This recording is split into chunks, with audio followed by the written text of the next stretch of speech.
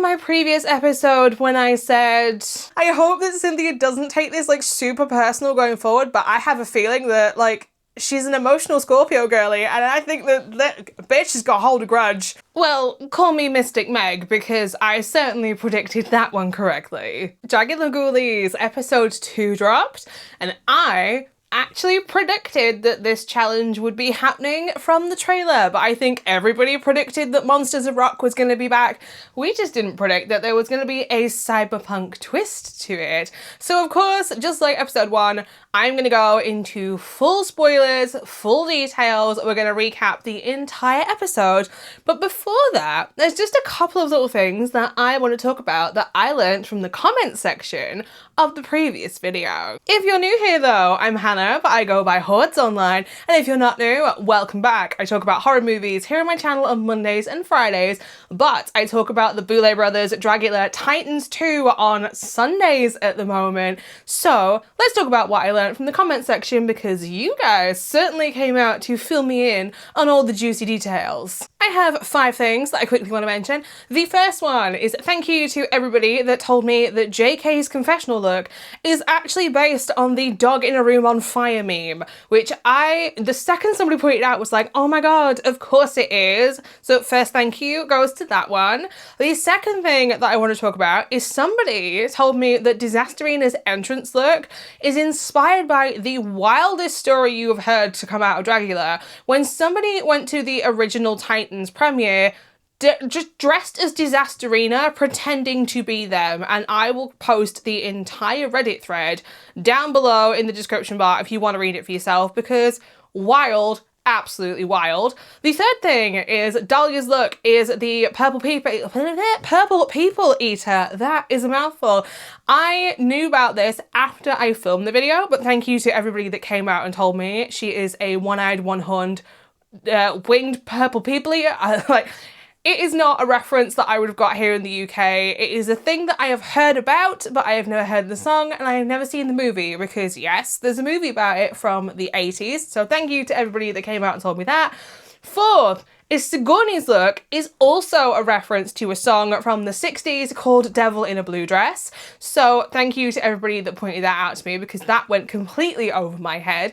If it is not obvious from my accent and the fact that I could sunburn off a candle, yes, I am British, so there are going to be references that I do not always understand and will go completely over my head. So I'm always happy when people want to point them out in the comments section, because, you know, like, as they say, you are never too old to learn something new.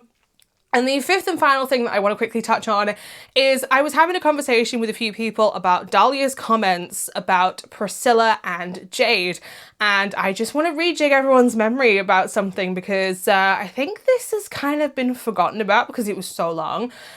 Dahlia actually has a track record of her behaviour that she is currently showing on Titans, because she did the exact same thing to Madeline Hatter back on season 3, when behind the scenes she went around and told everybody like Madeline's business about her sobriety and her struggles with alcohol, which led to Madeline actually calling her out for this on the Dungeons and Drag Queens episode. So I am like, the fact that she is going about this behaviour is nothing new, considering that, you know, this seems to be the same Dahlia that we saw on season 3. And also, we can all agree on the fact that calling out 2 people who have been so open about their journeys with substances beyond alcohol in a way to like educate and enlighten people who may be in a similar situation or have been in that situation, to talk about them in such a way is vile, and more of this is gonna come out just in this episode and going forward, because this story is far from being over yet. Good heavens. Oh, and this does also make me think that in the trailer, when we see Sigourney say she's playing a dirty game, she's trying to get people disqualified, I'm putting money on it now, I think she's talking about Dahlia. And only time will tell. So let's get on to the actual episode, and I'm going to stop waffling about what I learned in the comments section, but thank you. Okay, let's go. We start off the episode by seeing all of our Titans that weren't in the bottom in the previous episode on 2 buses heading through the desert and the mountains towards an undisclosed location.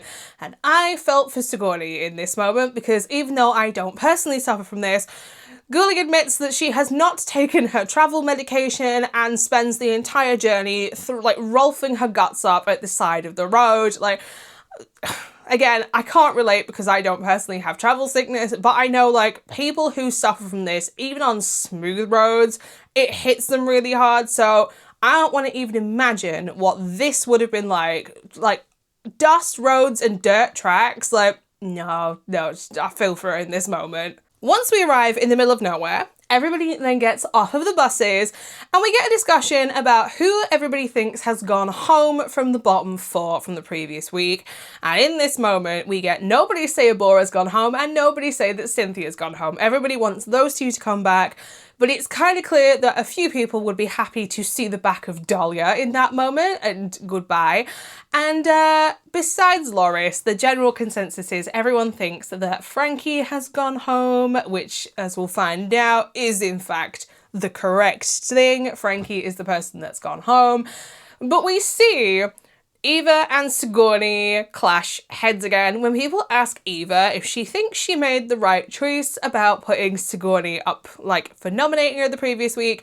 And I'm going to make a point here and say I think Eva did the right thing in making a big boss move, because everybody in the previous episode, when Dahlia had the voodoo doll, Dahlia said she was going to pick a heavy hitter to try and get out of the competition. But Eva was technically also given that same opportunity and chose to do the same thing, to send a message like, you're my competition, I want you gone. So what's the difference? There isn't any difference. Different, but same. Priscilla, though, right there in confessional, says what everybody is thinking, and that is before the end of the season, Eva and Sigourney are going to rip each other's heads off. It is brewing under the surface now, and it is inevitable at some point that they are going to have a full-on clash of the Titans. But JK also says in confessionals, and this made me laugh, that he is gonna, like, while everybody is fighting, he is gonna sneak past everybody else and make it all the way to the end. And I love this. Jade is then asked how she feels about Dahlia in this moment, and that was when my brain went, Jade is going to kill Dahlia with her bare hands by the end of this. Like, I do not see Dahlia coming out unscathed from this argument, and Jade even says in confessionals that she can't wait for this to be over with because she wants to fight with other people at this point. And this is when Cynthia waltzes back in, like, girl had a strut on her when she walked back in, and followed by Abora and Dahlia. Two of these people everybody is happy to see back, and it is within 2-3 seconds of everybody walking back in together that Cynthia and Blackberry are already kicking off, and Jahari is getting a little bit in on this as well, but Cynthia has taken this, like, nomination in the previous episode so personally. Like, Goulet is a Scorpio, like, just like myself, and we can hold a grudge to the end of time. We'll heal in hell. And I have a feeling that this, again, is absolutely not over and done with, because Cynthia has a target on Blackberry and Jaharia, and she is not going to stop until at least one of them has gone home. Feel free to say no, but is it just me, or is Cynthia sitting further back than everybody else in her confessionals? Because I get it, the girl is loud and she's passionate, but I feel like she's sitting further back from the microphone than everybody else. Like, there was a comment in my previous video where somebody was like, you know a boom mic hates to see Cynthia coming, and it is so accurate and so funny. But is it me, or have they moved her back slightly further than everybody else in confessionals? The whole Pinky Promise segment had me cracking up, because Cynthia was like, we pinky promised on things, and it cuts to confessionals, and half the group says that pinky promises are absolute bullshit, and the other half, being Sigourney and Priscilla, say a pinky promise is sacred. And I tend to agree with Sigourney and Priscilla on this. If you make a pinky promise, you believe in the pinky promise. It is like signing your name in blood. If you don't believe in pinky promises, don't make one in the first place. Broke a pinky promise! It is then time for our Titans to be let loose to go and play in this new immersive cyberpunk desert wasteland. And in case anybody is interested, I did a little bit of research about what this event is, and Neotropolis is a 5-day experience out in the Mojave Desert in California, where it took place for the first time in 2025, which is probably why they were able to do so for the show because nobody was going to know that they were there, and roughly 2,200 people turned out for the experience. It is part music festival, part desert campout, and part LARP experience, and it is by the same creators who did the Wasteland Weekend event, which was where everybody went to in season 2 of Dragula with the sort of like Mad Max and the Thunderdome experience. In case anybody is interested, the event will be back next year in 2026 and be taking place between April 29th and May 3rd, again, out in the Mojave Desert. I know that some people out there are going to be interested in this event, so I will leave all the details on the website in the description bar down below in case somebody is interested in actually going. It is not an experience that I would personally want to go to because, like I said, I could sunburn off a candle, so let's not put me out in a desert for 5 days. No! God, please, no! No! No! I love at this point how everybody seems to be in on the joke about Jade and Priscilla drinking, because it is revealed where else would you find Jade and Priscilla but sat in the bar, and we see half of our Titans sat in the bar together having a discussion about Dahlia's previous comments from the episode prior, and it is then when we're given this little nugget of information that Dahlia in the Cauldron revealed that she is bipolar. This was not in the UK edit of the episode, so I'm just going to say that now.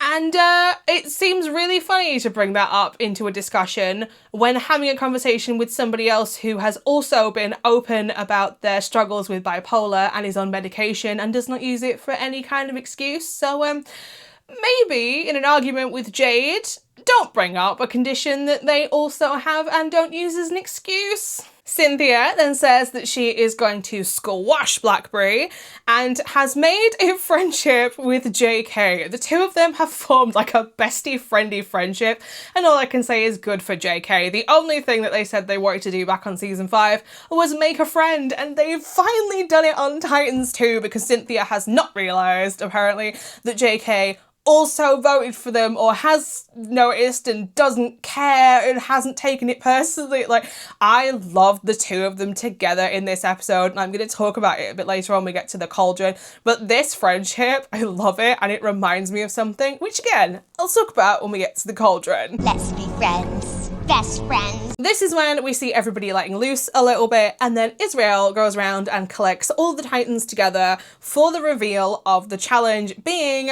Monsters of Rock, which we all saw coming from the trailer. But this time there's a cyberpunk twist, and the teams have already been assembled for maximum mess and drama. And I can't say that I'm mad about that. This is when we get introduced to our 3 bands for the episode, which is the Mech Fox, Skin Tag, and Plated Steel, because you have to say it that way, apparently. And, yeah, there's definitely going to be some drama between this, but I still think if you wanted maximum drama, then the team of 5 should have been Dahlia, Priscilla, Jade, Cynthia, and Blackberry. That would have been, like, ultimate drama if you'd have put those 5 on a team together. And that would have been hilarious. At this point, we see everybody putting their makeup on and getting ready for the challenge, and Cynthia and Blackberry pop off for the second time. Like, I want to agree with Disasterina in this moment though, and I think that Cynthia is taking this just a little bit too personally, because Blackberry, at the end of the day, was just doing as they were asked. Like, there was no win-win in that previous episode in the bottom, and you know what?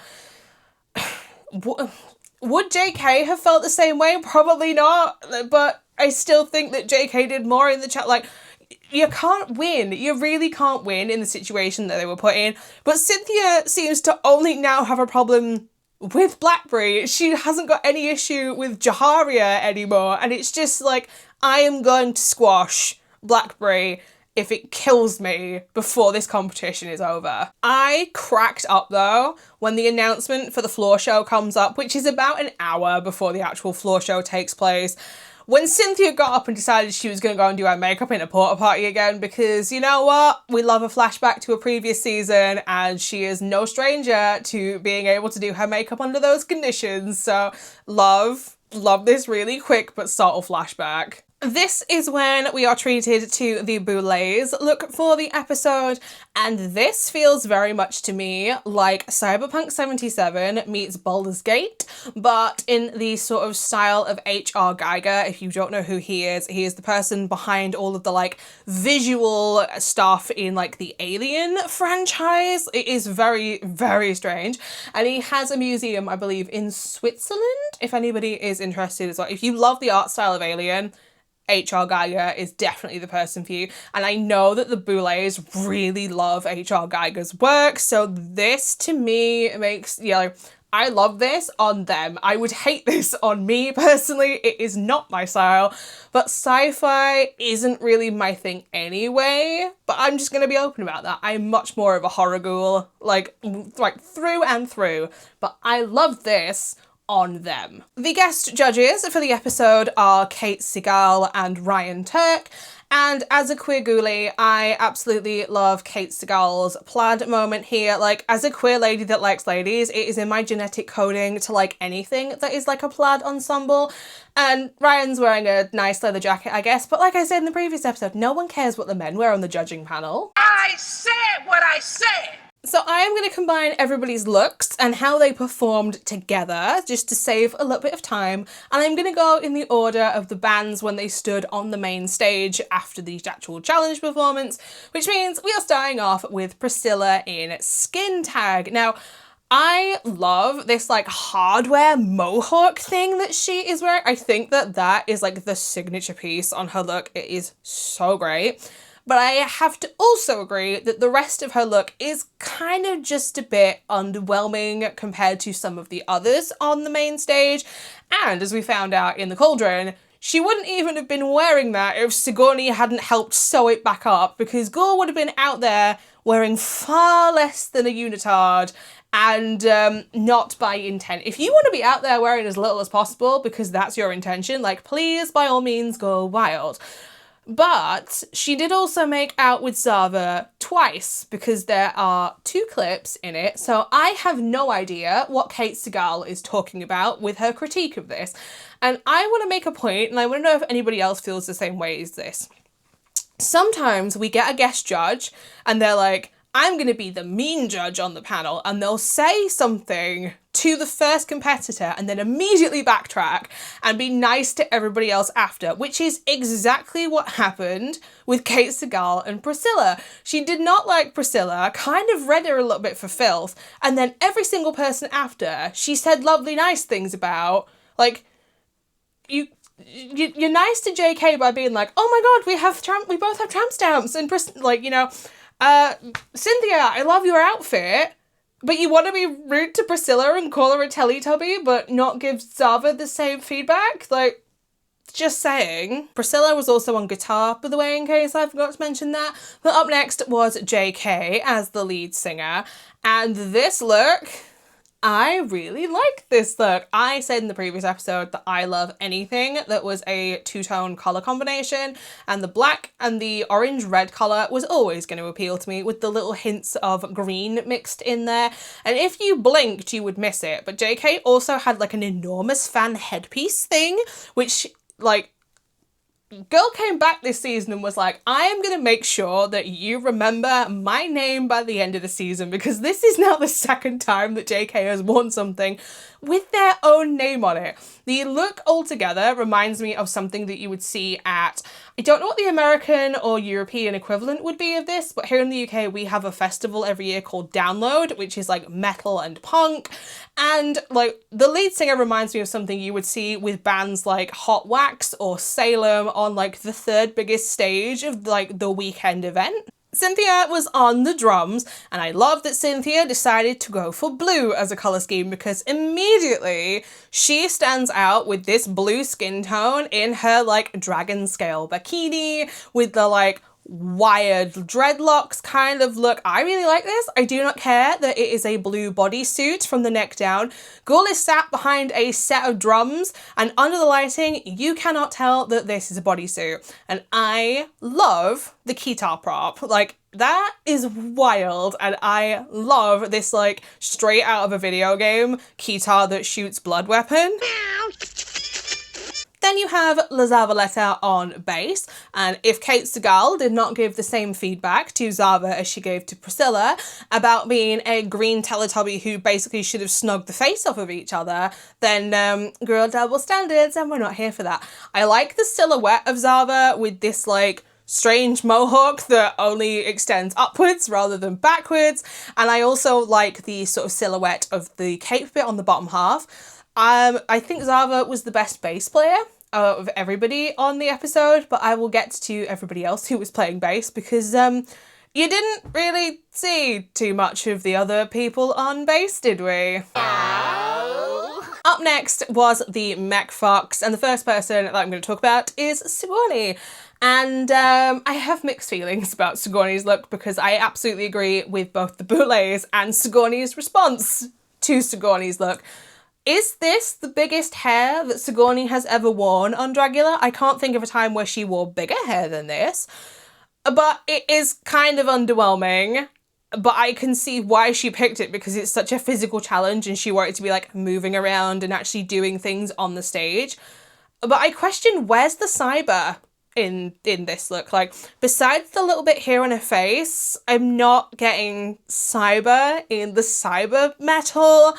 I think had she gone with like, she starts off in the sort of skater skirt dress. If she'd have had something with like a much bigger skirt on it that she could then still reveal, that would have been the happy medium.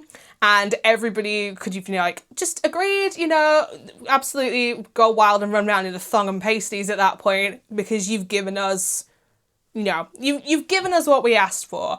But it's giving me glam metal. She reminds me of the band Vixen from the 80s, which isn't a bad thing, but I just think had she gone bigger before taking everything off, it would have been, you know, I can't falter in the performance. I just needed more from the outfit.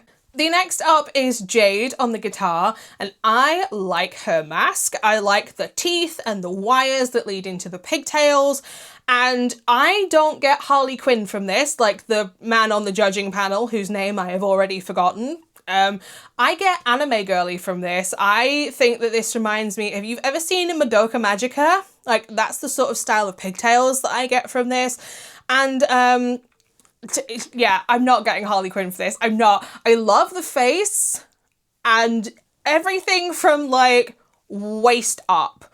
What I hate about this look is the purple boots. The purple over the knee boots. If these had been black and had like wire fringe that matched like the wires going through her face, this look would have been so much better. But her energy was underwhelming in the performance, and I can see why she ended up in the bottom for this one. Up next is Disasterina on bass, and not Kate Segal saying that Disasterina looks like Rick from Rick and Morty, because that now is all I can see, unfortunately, which kind of ruins this look for me, because I thought prior to this, like the Boulets did, this was giving me like David Bowie, Ziggy Stardust, not Rick from Rick and Morty cosplaying, and damn woman for absolutely ruining this look for me. I like Disasterina's performance in this. I think that she did a solid job of actually selling the bass, and she was probably one of the stronger ones in this group. She kind of blended in though. Like, this group was so like, it was a hodgepodge of a lot of different things, and I think if some of the positions in the group had been switched around, which I'll talk about in just a second, this could have potentially been a stronger group. Next we have Abora on crowd control, because Abora never played an instrument in this, but how could she play an instrument when she was on stilts the entire time? Abora turned up looking like a Build-A-Bear nightmare. Like, the cuddly toys that have been, like, the stuffing all pulled out of them. Like, I like this look, but I don't know how I feel about in a Battle of the Bands look and a challenge being like, you're not actually performing in the band. You are out in the middle of the crowd swinging about crutches while performing on stilts. I think that this would have come across so much more impressive in real life than it does on screen. We're just watching like 2 and 3 second clips of Abora spinning around in the crowd, and it's a band challenge. Like, Why aren't they playing it? Am I the only one that had a problem with this? Because, like, I feel like, give her, put her on the triangle, give her a tambourine. Like, I don't care what instrument. If you're in a band, you've got to play an instrument. Or be the lead singer. Which leads me on to Blackberry on the drums, because I don't think Blackberry should have been on the drums, because they're Mega Man mech hand. How do you play the drums with the Mega Man mech hand? Like, are you going to punch the drum kit? Like, there was so many limitations because of Blackberry's arm piece. And I think by simply switching Blackberry to being the lead singer, because she can't play the guitar with that hand, and she can just about play the drums. If she can hold a microphone in the other hand, it's a different ballgame. I like Blackberry's look from the, like, waist up and the knees down. And I don't know how to describe it, but I just think that, like, if we divide her look into, like, the top half and the bottom half, lots and lots of detail, I love the, like, scrolling Blackberry that she had on the side of her head. But from, like, waist to knees, there's nothing there. It's just leggings. I also want to know why her Mega Man hand was white compared to the rest of her outfit, which was black and green, which made it look even more, like, it looked like a bin, no offense. Because it was white compared to the rest of it, it just stood out, and I don't know whether that's for the right or the wrong reasons.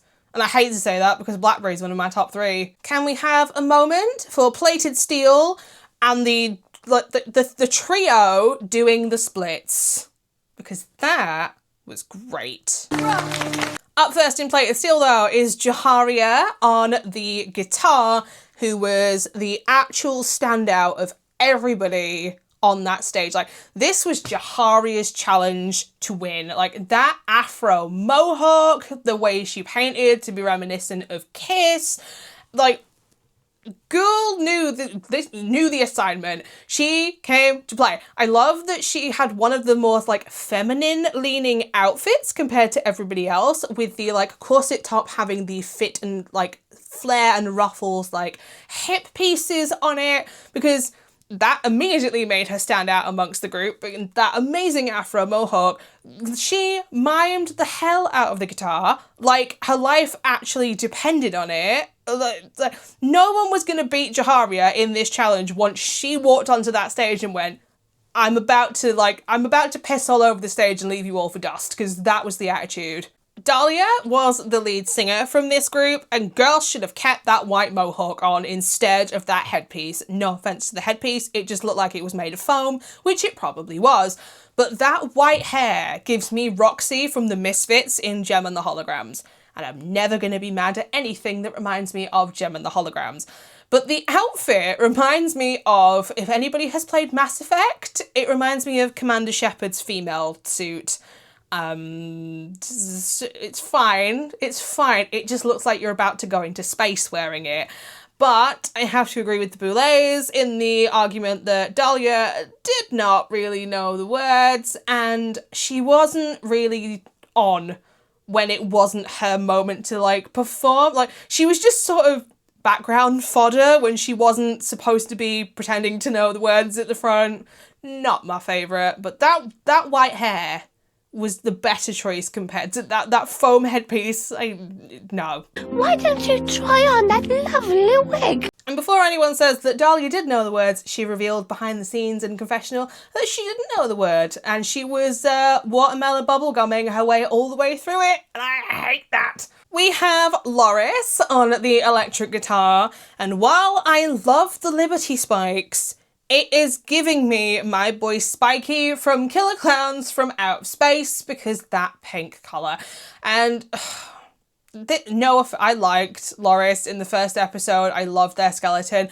This looks like a child playing dress up in their parents' clothes. Like, dad is in a garage band and they watch dad perform and they like to dress up wearing dad's band clothes, because those trousers, I love an oversized anything on the top half, but on the bottom half, if it covers your feet and you still can't walk in it, it is too big. Like, Blackberry even said that they would have fit her. This was just not Loris's week. The fact that she kept forgetting to play the guitar as well. Like, is it on par with Neo in season 5 playing the guitar and wearing it like a purse? Yeah, it is. And yeah, I hate to say it, I kind of saw Loris being in the bottom half of I saw her being in the bottom for this, unfortunately. And finally, we have Eva on the drums, who is giving you, I am the kinkiest sub that you have ever come across. And, like, she is one step away from wearing hooves and a tail and pulling a dominatrix in a cart. Like, that is the level of sub that I am getting from this look. And you'll find very quickly that my references either come from horror, video games, anime, or ladies wrestling. And if you have ever played Saints Row 4, there is a DLC called Enter the Dominatrix, and this outfit looks like half of the characters that you meet in that DLC. They would wear this in a heartbeat at the BDSM club, the safe word. Bring it on! Kiki's my middle name, bitch! You can fight me in the comments if you wish, but I'm forming the perfect band out of this group, and Eva was the strongest on the drums, Zava was the strongest on bass, Jaharia was the strongest on guitar, and JK was the strongest on lead vocals. So book that band. No. Now, I want to absolutely agree with Sigourney on something here. In her confessional, after the main stage is, when everybody is sent back to the cauldron, Sigourney says that she does not understand why people get sad when they are only safe. And I absolutely agree with this, because at the moment there are 13 people there. If you are safe on episode 2, that is nothing to cry about. It means that while you weren't the best, you also technically didn't do anything horribly wrong that would land you in the bottom. And yes, I am calling out Dahlia for this, because she is like, I'm sad that I wasn't in the top. Girl, you didn't know your words, and you admitted that you didn't know your words. The top 3 of the episode were Jaharia, JK, and Abora. I love Abora's look, but I question why she was in the top 3 over Eva, because she wasn't playing an instrument. And I'm telling you now, people are sleeping on JK. Like, JK came to play this season, and I hope that JK goes far in this competition, because right now she is proving the people at home why she deserves to be there. And the winner overall was Jaharia, which means I am currently 2 for 2, because my top 3 for the season is Eva, Jaharia, and Blackberry, which means I just need my girl Blackberry to win next episode, and I will be like, let's keep my winning streak going. But this was absolutely deserved, and for Jaharia for winning this week's challenge, because so well deserved. The bottom 3 of the episode were Jade, Loris, and Priscilla, and this is where the gallows finally comes into play, before everybody is then released back to the cauldron, and immediately Priscilla and Jade decide that they are going to tag team against Loris, and this was kind of uncomfortable at times, and I'm glad that it was actually called out. You know what, like, you are tag teaming up on Loris. She might have been, like, not so confident in the first episode. She says that she's confident now. Like, stop barking the girl down. And I am also glad to say that Loris actually stands up for herself in this moment and isn't just letting everybody talk all over her. But in the background are my 2 new fave bestie friendies, and you see Cynthia and JK sat on this couch looking like Statler and Waldorf from the Muppets. And right next to them is sat Sigourney and Jaharia, who are doing the exact same thing. I appreciate that at one point JK wanted to step in and try and diffuse Jade and Priscilla going after Loris, and Cynthia was like, just let them, just let them talk it out. But I love these two. Like, I hope that this friendship does not explode. And it is at this point where Zavaleta gets up and things take an even more dramatic turn, when she reveals that someone, but we all know who, is running around behind the scenes and feeding things to the production crew and saying things about not only alcohol but explicit substances and that sort of thing. I have to be careful how I word this because YouTube and its policies and everything, so please bear with me if this if I have to describe this in a way that doesn't come across as straightforward and obvious. Zava reveals that somebody has been snitching to production about them taking their prescription medication. Now, Zava is on ketamine for depression reasons, and I am not going to question why or if somebody should be on medication. Like, if you have been prescribed it, you have been prescribed it for a reason. And it is very quickly revealed that it is Dahlia, shock and horror to absolutely no one, that has been doing this. And Zava says that where she is from in New York, it is legally prescribed to her and there shouldn't be an issue with this.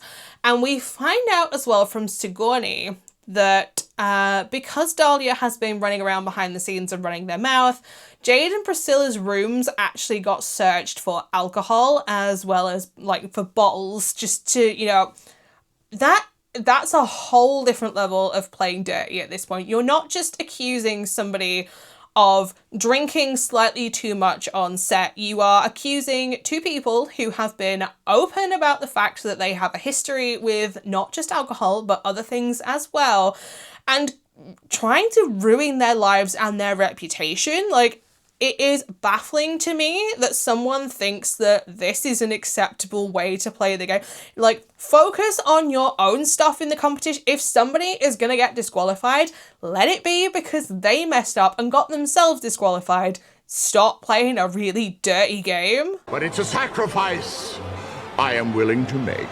Everybody then returns to the main stage, and Priscilla's soul is saved from having to face the gallows. So Jade and Loris walk the staircase up to the top of the gallows, where Loris is sent home. And I saw this one coming from a mile away, unfortunately. So at this point in the competition, we happen to have lost both of our season 1 Titans. But just before the credits start to roll, there is one more little scene where we see Swanthula walking down a corridor towards a morgue. Once she gets there, she opens 2 doors and pulls out the 2 slabs containing Loris and Frankie before saying that they haven't seen the last of them both yet in the competition before they are both brought back to life with whited out eyes, and I have no idea where this could potentially go in the season going forward, because anything and everything could happen in a season of Titans, so your guess at this point is as good as mine. So let's wrap up with some of my thoughts for the season. I would have personally picked a slightly different top 3. I would have put Abora as safe, in all honesty, and my top 3 would have been Jaharia, JK, and Eva. I know I'm biased, don't come for me. I agree with an awful lot of things that Sigourney said in the second half of the episode in their confessionals this week. I think Sigourney is winning me over a little bit. From what I've heard about online, she's got a very specific sense of humour and not everybody is going to get that. And now that I realise this, I'm kind of seeing Sigourney in a slightly different light. I agree to an extent with the bottom 3. And I don't want to say I'd have put Sigourney in the bottom, but I would put Sigourney as low. I just don't think that their look was as impressive as, say, like Priscilla's mohawk, for example, which gave me, like, the cyber part of Cyberpunk. I have no idea what the ending twist of the episode means going forward. I think that Neotropolis was a really cool location to take everybody to, and unfortunately I don't think they're going to be able to take them there again because now everybody knows about it. It's kind of expected. I think the drama between Cynthia and Blackberry is far from over. I think that the drama between Sigourney and Eva is far from over. I think that the drama between Dahlia and Jade is far from over. And I think that more is going to come out about the Dahlia information going forward because there are still things in the trailer that involve that storyline that have yet to come to light. And I am waiting because I think that the Holiday of Horrors challenge is back, and I would love that to be like the episode 3 because 12 people doing 12 different holidays would be great. If you think there is anything that I missed in the episode, whether they be references or information or whatever, because like I said, The UK version had 3 whole minutes missing compared to the US version of this episode, so please feel free, drop them down in the coffin section 6 feet below the video, because that's what we call it here on my channel. Pull yourself up a lovely cozy casket and have a chat with everybody down there. They are a lovely bunch. They do not bite unless you ask them to. And I just want to take a very quick second as well to say thank you to every single person who has subscribed to my channel because of my Dragula review, like my recaps and the videos that I did on the trailer and the cast reveal, because there's over 400 new people here, which is insane to me. So thank you to every single person who has joined me for this. It means so much that I can't even put into words. And every single person is so lovely that has joined, so thank you, thank you, thank you. And I will see you all either tomorrow for a movie review if you watch all my other content, or next Sunday when we'll be talking about episode 3 of Titans. And the drama is only going to escalate up from here. So till next time, bye. A special thank you though to my regenerators here within the Horde for their support over on Patreon.